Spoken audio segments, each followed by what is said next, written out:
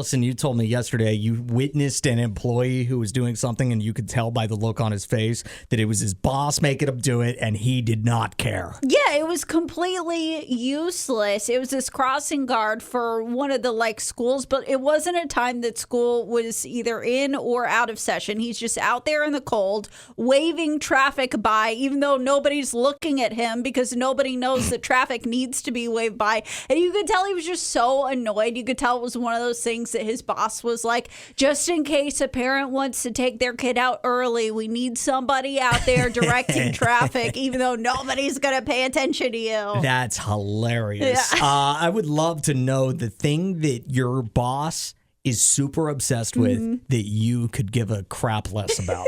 You don't care. They tell you this all the time because I think back to my retail job. And at one point I got a new store manager and I was over the dairy section of this store and big part of my job was putting yogurt out. And I hated that job. I hated everything about it. And this guy, I liked him personally, this boss, but he was like that toxic positivity almost. Oh, yeah. And it would drive me nuts because he would always speak in corporate speak that would drive me crazy. And he'd be like, hey, Adam, you're doing such a great job, but I have a little bit of feedback for you, an opportunity to challenge you.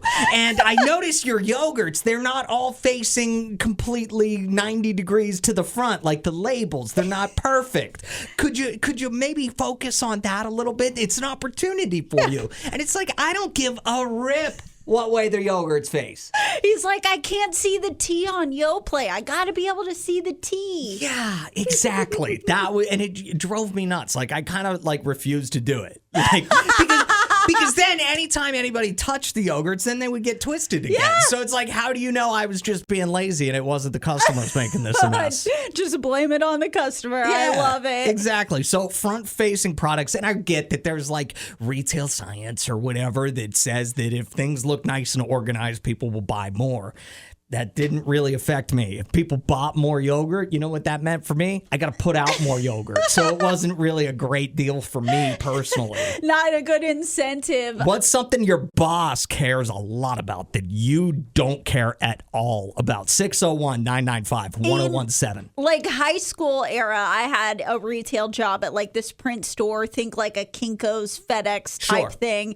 And my boss had the strictest dress code.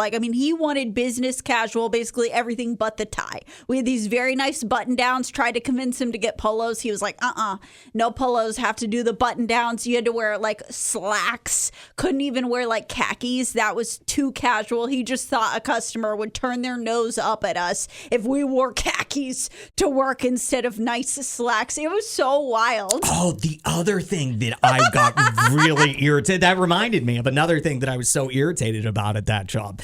The part of the dress code was wearing an apron. Well, I didn't want to wear an apron.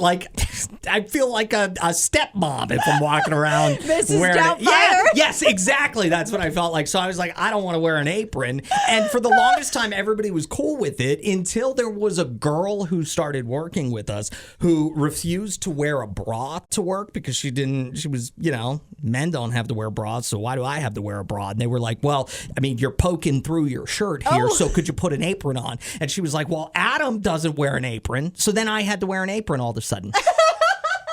It's but I wear an undershirt specifically so I don't poke through my shirt. You should have started wearing an actual bra out of protest. Be like, well, I do wear a bra.